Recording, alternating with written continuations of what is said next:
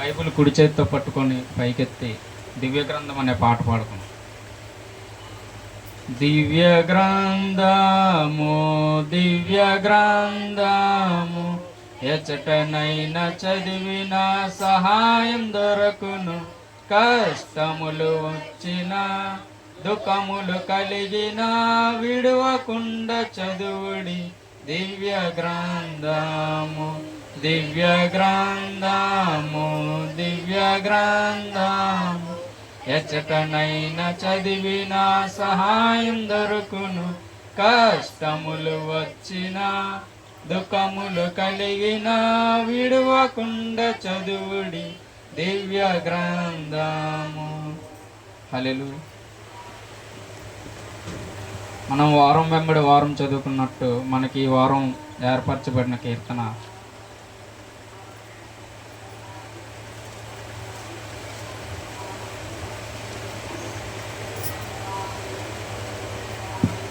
కోరాహు కుమారులు రచించిన 45వ కీర్తన. ఒక వచనం నేను ఒక వచనం మీరు కలిపి చదువుకున్నాం. మొదటి వచనం నేను చదువుతున్నాను. ఒక దివ్యమైన సంగతితో నా హృదయం బహుగా ఉప్పొంగుచున్నది. నేను రాజును గూర్చి రచించిన దానిని పలికెదను. నా నాలుక త్వరగా వ్రాయువని కలం వలెనున్నది.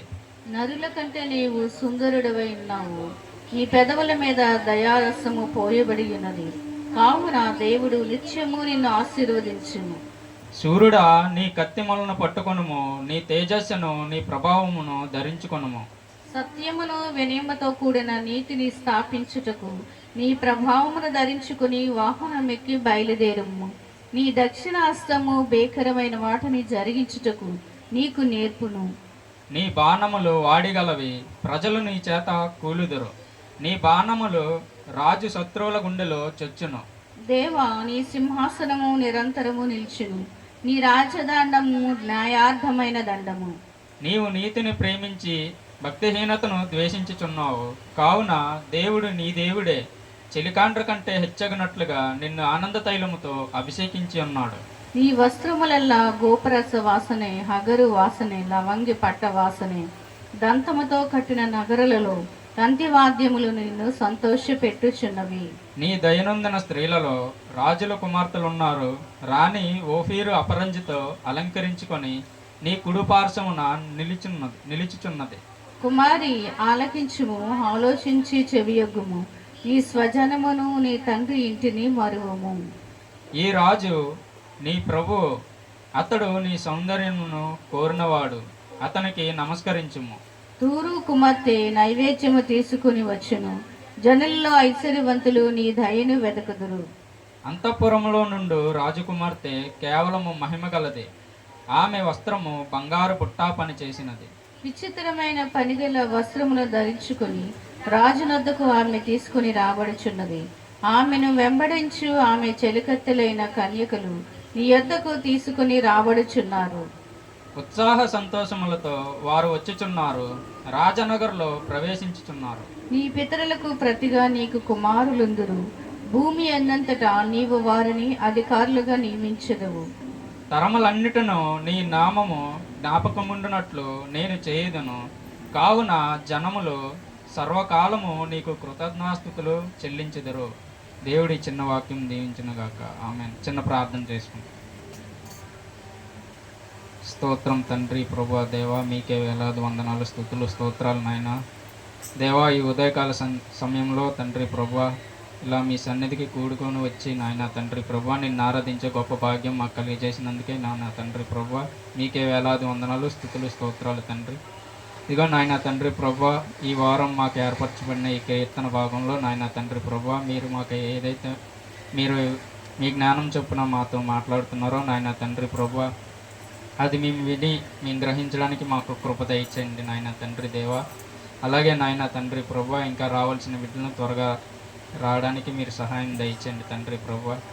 అలాగే నాయన తండ్రి ప్రభువా, మేము మాట్లాడుతుండగా మాకు మీ జ్ఞానంతోనే నడిపించమని నాయన తండ్రి ప్రభువా, మా స్వరం చేత కాదు కానీ తండ్రి ప్రభువా, మీ స్వరంతో మాట్లాడమని నాయన తండ్రి ప్రభువా, ఈ చిన్న ప్రార్థన ప్రభు సన్నిధిలో అడిగి వేడుకుంటున్నాం పరలోకమున్న మా తండ్రి. ఆమేన్. ఇక్కడ మనకి 45వ కీర్తన కోరహ కుమారులతో రచించినట్టుగా మనం చూస్తున్నాం. అలాగే 1 నుంచి 8 వచనాలు మన యేసుక్రీస్తు గారు గురించి రాసినట్టుగా, అలాగే 9 నుండి మిగతా 17 వరకు చదువుకుంటే దేవుని యొక్క మందిరం గురించి వివరిస్తున్నట్టుగా మనం చదువుకోవచ్చు. అయితే కిందటి వారం మనం చదువుకున్నాం, ఆ కీర్తనలో వాళ్ళు ఎంతగా వేదన పడ్డారు, అలాగే ఒక గొర్రె వలె ఒక వధకి కూడా సిద్ధపడినట్టుగా అంత కష్టకాలంలో ఉంటుండగా తర్వాత వాళ్ళకి జరిగిన సంఘటనలో వాళ్ళు ఎంతో ఉత్సాహంతో ఎంతో ఆనందంగా వాళ్ళు ఈ కీర్తన అనేది రచించడం మనం గమనించగలం. అలాగే వాళ్ళకి ఒక సంగతి, ఒక దివ్యమైన సంగతి వాళ్ళకి దేవుడు బయలుపరిచినట్టుగా మనం ఈ మొదటి వచనంలో మనం చూడవచ్చు. అతను కోరహ కుమారులకి ఆ దివ్యమైన సంగతి వాళ్ళకి తెలిసినప్పుడు వాళ్ళ హృదయం ఎంతో పొంగుచున్నదని, వాళ్ళ రాయడానికి, వాళ్ళ పాటల పలకడానికి కానీ వాళ్ళ నాలుక రాయని కలము కంటే త్వరగా ఉన్నదని వాళ్ళు ప్రస్తావించడం జరిగింది. ఆ దివ్యమైన సంగతి మనం ఏంటని ఆలోచిస్తే, యేసుక్రీస్తు వారు ఇలాగ మనుష్య కుమారుడిగా పుడతాడని ఎప్పటి నుండో చాలామంది ప్రవక్తలు కానీ దేవుడు వచనాలు కానీ మనం చూడొచ్చు, ఎంతోమంది నమ్ముతున్నారు. కానీ కొంతమంది నమ్మని వాళ్ళు కూడా ఉన్నారు. వాళ్ళని మనం ఒక యేసుప్రభు వారిని సిలువలో బలి ఇచ్చినప్పుడు ఆ నమ్మని వాళ్ళు ఎవరంటే సద్దూకైలు పరిసయ్యులు అంటాం కదండి, 2 తెగలు ఉంటారు. వాళ్ళలో సద్దూకైలు అంటే ముందు మన బైబిల్లో ఉన్న ఒక 5 పుస్తకాలను నమ్మేవారు, వాళ్ళు సద్దూకైలు. మిగతా ఈ ప్రవచనాలు, ఈ ప్రవక్తలు, అలాగే ఈ రాజుల యొక్క చరిత్రలు ఇవన్నీ నమ్మిన వాళ్ళని పరిసయ్యులు. మొత్తం ఈ 39 పుస్తకాల్లో 5 పుస్తకాలను మాత్రం నమ్మిన వాళ్ళు సద్దూకైలు. వాళ్ళు దేవుణ్ణి సరిగ్గా వాళ్ళ చెప్పే, అంటే ప్రవచనంగా మనుష్య కుమారు నుండి వచ్చిన దేవుణ్ణి వాళ్ళు అంగీకరించకుండా యేసు ప్రభు వారిని మనం క్రీస్తుకి అప్పచెప్పినట్టు మనం తెలిసిన కొత్త నిబంధనలో మనం చదువుకుంటాం. అలాగే ఈ దివ్యమైన సంగతితో నా హృదయం బహుగా ఉప్పొంగుచున్నది, నేను రాజును గూర్చి రచించిన దాన్ని పలికెదను. అంటే రాజును గూర్చి అంటే ఇంకా చాలామంది చెప్తున్నారు మనకి.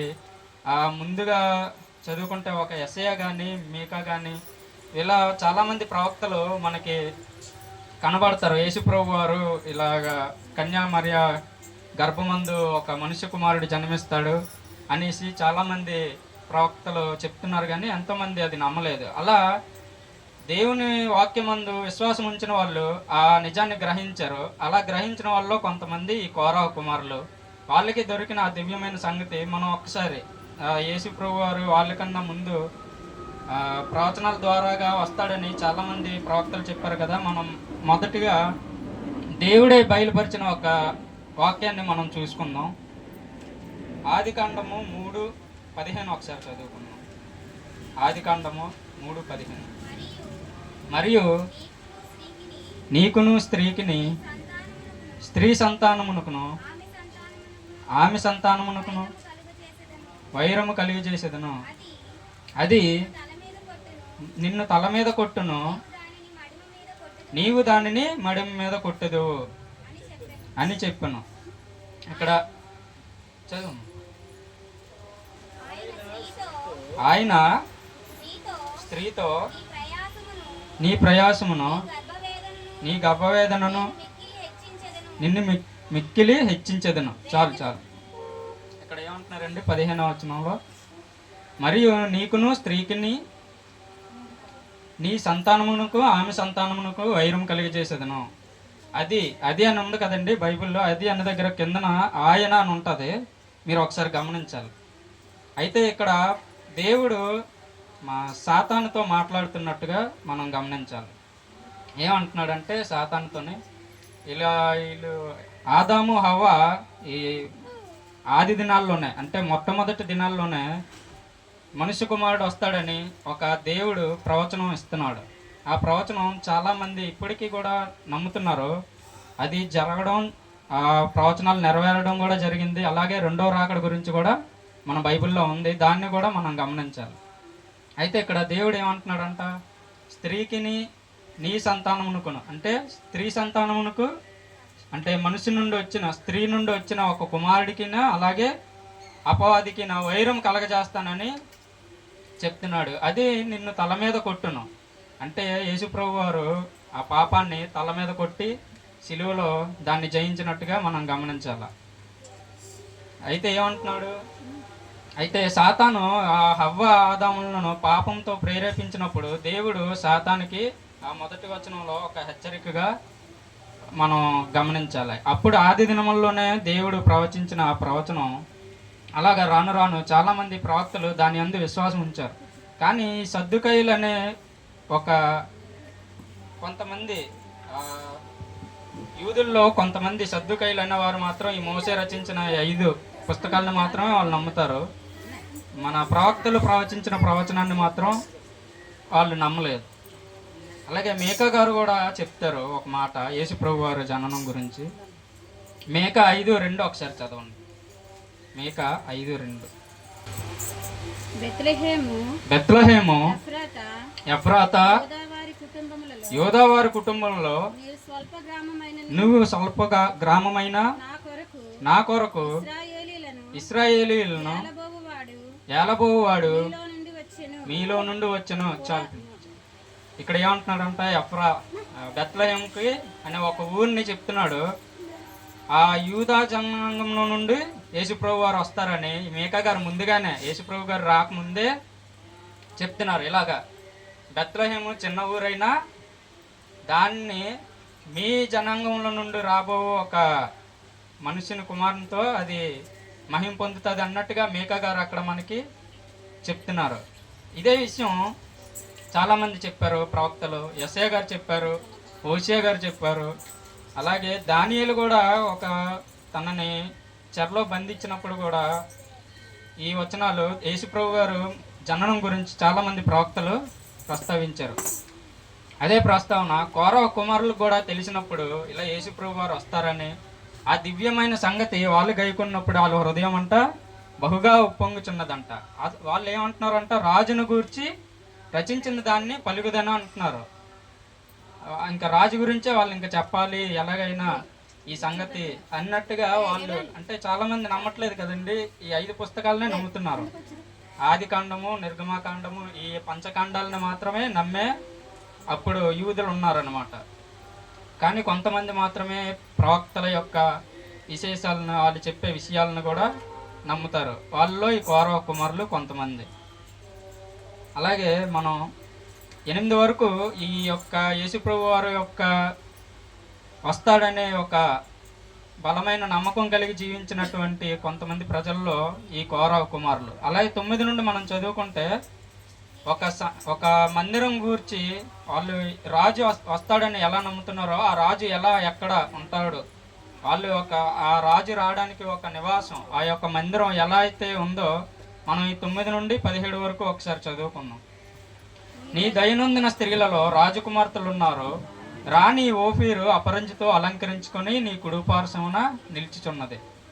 అయితే ఈ యొక్క సంఘంని, ఈ యొక్క మందిరాన్ని ఒక ప్రేమగా, ఒక ప్రేమికుడికి ఒక ప్రేయసి ఎలా అయితే ఉంటుందో అలాగా మనకి వచ్చే రాజుకి ఈ యొక్క సంఘం ఒక రాణిగా, ఒక రాజు వస్తే ఆ యొక్క రాణి ఎలాగా మనకి అలంకరించుకొని ఉన్నదనే ఒక విషయాన్ని ఈ యొక్క కౌరవ కుమారులు మనకి ఈ యొక్క వచనాల్లో తెలియజేస్తున్నారు. ఆ రాణి ఓఫీరు అపరించితో అలంకరించుకొని నీ కుడి పార్శ్వమున నిలిచి ఉన్నది. అంటే ఈ సొలొమోను రాజు గారు కట్టించిన ఈ యొక్క మందిరం యొక్క 3వ అంతస్తు మనం అదే ఈ వచనాల్లో ఉంటుంది, మీకు చూపిస్తాను. 3వ అంతస్తు వెళ్ళినప్పుడు అంట మెట్లు కూడా, పరిశుద్ధ స్థలంకి వెళ్ళే మెట్లు కూడా కుడి పార్శ్వంలోనే ఉంటాయి. అలాగా వీళ్ళు ఈ యొక్క వాళ్ళ కన్నా ముందుగానే మందిరము నిర్మించబడి ఆ మందిరం యొక్క విశిష్టతలు అవి గైకొని ఈ యొక్క కీర్తన రాస్తున్నట్టుగా మనం చూడవచ్చు. అయితే మనం ఈ మందిరం ఎప్పుడు నిర్మాణం అయింది అనేది ఒకసారి మనం చూసుకుందాం. 1వ రాజులు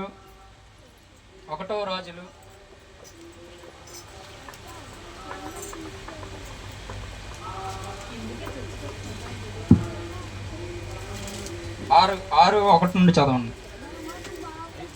అయితే ఇశ్రాయేలీయులు ఐగుప్తు దేశంలో నుండి బయలుదేరి వచ్చిన 485వ సంవత్సరమున అనగా సొలొమోను ఇశ్రాయేలును ఏలిన 4వ సంవత్సరమందు జీప్ అను 2వ మాసమున అతడు యెహోవా మందిరమును కట్టింపనారంభించును. అయితే ఎప్పుడంట ఈ మందిరం కట్టబడింది? ఆరంభమైంది. అంటే ఇంకా ఆ మందిరం కట్టడానికి ఇంకా ఆరంభం స్టార్ట్ అయింది. ఎప్పుడంట? ఈ యొక్క అరణ్య మార్గంలో నుండి ఐగుప్తు నుండి ఈ మోసే మన ఇశ్రాయేలీయులను నడిపించిన 485వ సంవత్సరం అందు, అంటే 40 సంవత్సరాలు అరణ్యంలో గడిచిపోయి ఇంకా మిగతా సంవత్సరాలన్నీ ఒక 485 సంవత్సరంలో, అంటే దావీదు కాలం, సౌలు కాలం ఇవన్నీ అయిపోగా సొలొమోను కాలం వచ్చినప్పటికీ ఈ యొక్క జీప్ అనే 2వ మాసంలో అతడు యెహోవా మందిరమును ఆరంభించాడంట. అయితే ఆ యొక్క ఆరంభించిన ఆ యొక్క మందిరం ఎంతకాలంకి పూర్తయిందో కూడా మనం చూడొచ్చు. అదే 37, 38 ఒకసారి చదవండి. అదే 6వ అధ్యాయం. 4వ సంవత్సరము జీప్ అను మాసమున యెహోవా మందిరపు పునాది వేయబడెను. 11వ సంవత్సరము బూలు అను 8వ మాసమున దాని ఏర్పాటు చొప్పున దాని ఉపభాగములన్నిటినీ మందిరము సమాప్తమాయెను. 7 సంవత్సరములు సొలొమోను దానిని కట్టించుచుండెను. అయితే ఇక్కడ పునాది అదే ఇంకా ఆరంభించిన తర్వాత పునాది వేయడానికి 4 సంవత్సరాలు పట్టింది. అలాగే దాన్ని మొత్తం మందసం, ఉపకరణాలు, బయటన ఉన్న స్తంభాలు కానీ ఇవన్నీ కట్టడానికి మొత్తం ఎన్ని సంవత్సరాలు పట్టిందంట? 11వ సంవత్సరమున 8వ మాసమున దాని ఏర్పాటు చొప్పున దాని ఉపభాగములన్నిటితోనూ మందిరము సమాప్తమైనను. అలాగే మనం ఒకసారి 22:39 ఒకసారి చదువుదాం.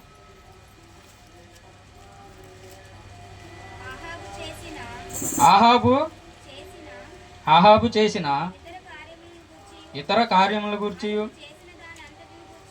అతడు చేసిన దాని అంతటి గూర్చి అతడు కట్టించిన దంతపు ఇంటి గూర్చి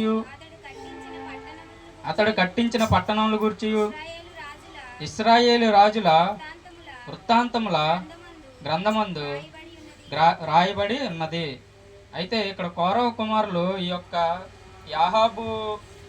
ఆహాబు టైంలో కూడా వాళ్ళు నివసించినట్టుగా అదే మందిరాన్ని వాళ్ళు సేవ చేస్తున్నట్టుగా మనం గమనించవచ్చు. అయితే ఇక్కడ దంతము అనేది ఇక్కడ కూడా వాళ్ళు దంతం వంటి పట్టణం, అంటే అంత గట్టిగా సొలొమోను రాజు దాన్ని కట్టించారు. అయితే ఈ సొలొమోను రాజు కట్టించడానికి ఆ యొక్క సామాగ్రిని, ఆ యొక్క దేవదారు వృక్షాలను కానీ, ఆ యొక్క రాయిలను కానీ, బంగారు, ఓఫీరు, అపరంజితో అనేసి మనం ఇప్పుడు చదువుకున్నాం కదండి. అటువంటి బంగారం ఇవన్నీ మనకి తూరు రాజు అయిన హీరాము చేత దావీదు గారు ముందుగానే సిద్ధపరిచి ఉంచారు.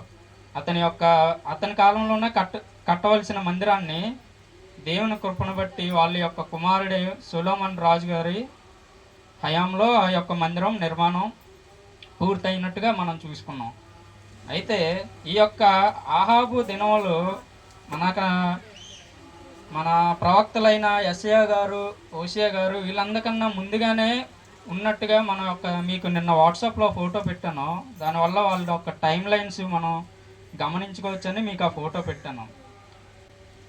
అయితే ఈ యొక్క ఆహాబు అనే ఈ యొక్క రాజు ఈ యొక్క సొలొమోను ఎప్పుడైతే మరణానంతరం ఈ యొక్క ఇశ్రాయేలీయులు అనే ఉమ్మడి దేశం 2గా విభజించబడింది, అంటే విడిపోయింది అనమాట. ఇప్పుడు మన ఆంధ్రప్రదేశ్ ఎలాగైతే ఒకప్పుడు ఉమ్మడిగా ఉండి తెలంగాణ, ఆంధ్రగా విడిపోయిందో అలాగే ఇశ్రాయేల్ మొత్తం కూడా యోధా అలాగే ఇశ్రాయేలుగా విడిపోయింది.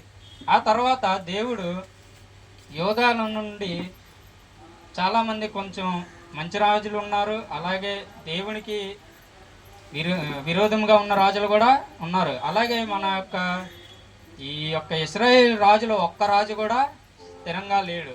వీళ్ళు చెరకి కొనుపోయిపోవడం వరకు, ఎక్కడ వరకు వీళ్ళు మీకు నిన్న ఫోటో పెట్టాను, దాంట్లో మీరు చూసుకుంటే మీకు అర్థమవుతుంది. చెరకు వెళ్ళేంత వరకు కూడా ఈ యొక్క ఇశ్రాయేలీల్లో ఒక్క రాజు కూడా నీతిగా ఉన్నట్టుగా మనం చూడవచ్చు. దాంట్లో ఒక్కడు కూడా నీతిగా లేడు. అంటే దీని యొక్క కారణం ఏంటంటే ఇశ్రాయేలీయుల్ని ఎంతగానో ప్రేమించిన దేవుడు ఆ యొక్క సొలొమోను కాలం తర్వాత ఒక్క రాజు కూడా చాలా కాలం వాళ్ళు చెరలోకి వెళ్ళిపోయినంత వరకు కూడా ఒక్క రాజు కూడా నీతిగా వాళ్ళని కాపాడే ఒక్క రాజు కూడా లేడు. అయితే ఇవన్నీ చూసుకున్నప్పుడు ఇలాంటి సమయంలో కోరా కుమారులు ఈ యొక్క దివ్యమైన సంగతి, అంటే వీళ్ళందరినీ కాపాడడానికి ఒక వ్యక్తి మన కోసం వస్తున్నాడనే విషయం తెలుసుకున్నప్పుడు వాళ్ళ హృదయం ఎంతగానో ఉప్పొంగుచున్నట్టుగా మన యొక్క 45వ కీర్తనలో మనం గమనించుకోవచ్చు. అలాగే మనం ఒక ఈ మొదటి వచ్చిన కంఠస్థ వాక్యంగా చదువుకొని మనం ముగించుకుందాం. ఒక దివ్యమైన సంగతితో నా హృదయం బహుగా ఉప్పొంగుచున్నది, నేను రాజును గూర్చి రచించిన దానిని పలికెదను, నా నాలుక త్వరగా రాయువాని కలం వలె నున్నది. దేవుడి చిన్న వాక్యం దీవించునుగాక. ఆమేన్. ఇంతవరకు మనము 45వ కీర్తన మనము ధ్యానం చేసుకున్నాం. ఈ 45వ కీర్తనలో 1 నుంచి 9 లేక 8 వచనాలు వరకు కూడా రాజు గురించి రాయబడి ఉంది. రాజు, అలాగే తర్వాత వచనాల్లో రాణి గురించి రాయబడి ఉంది. లేకపోతే భర్త భార్య అనుకోవచ్చు, లేకపోతే దేవుడు సంఘము అనుకోవచ్చు. దేవాది దేవుడు సంఘము చాలా మంచిగా వర్ణించబడింది. ప్రధాన కార్యక్రమాల్లో కూడా ఈ మాటలు చక్కగా చెప్పి భార్య భర్తల యొక్క బంధం గురించి కూడా చెప్తారు దేవుని సేవకులు. మరి ఇక్కడ దేవుడు మరి కోరాహు కుమారులు ద్వారా ఈ యొక్క ధ్యానం కీర్తన చాలా మంచిగా, అంటే రాజు గురించి ఎలాగన సంఘం వర్ణిస్తూ ఉందో, లేక వర్ణించబడతా ఉందో, ఆ కోరాహు కుమారులు వర్ణిస్తూ ఉన్నారు. ప్రభు గురించి మంచి వచనాలు, మంచి మాటలు రాస్తూ ఉన్నారు. ఆ సింహాసనం కావచ్చు, ఆ రాజ్యం కావచ్చు, లేకపోతే అక్కడ పనిచేసే పనివారు, ఆయన ధరించే వస్త్రాలు, ఆభరణాలు, వాటన్నిటి గురించి మరి దేవుని నామాన్ని హెచ్చిస్తూ రాయబడ్డ మాటలు చూస్తున్నాం. అలాగే తర్వాత సంఘము లేక రాణి ఎలాగున ఉండాలో, ఎలాగన విధేయత చూపించాలో గురించి కూడా మంచి మాటలు రాయబడి ఉన్నాయి. కొన్ని సమయంలో మనం అందరం కూడా లేచి నిలబడి కొన్ని నిమిషాలు ప్రభు సన్నిధిలో ఆరాధన చేసుకుందాం.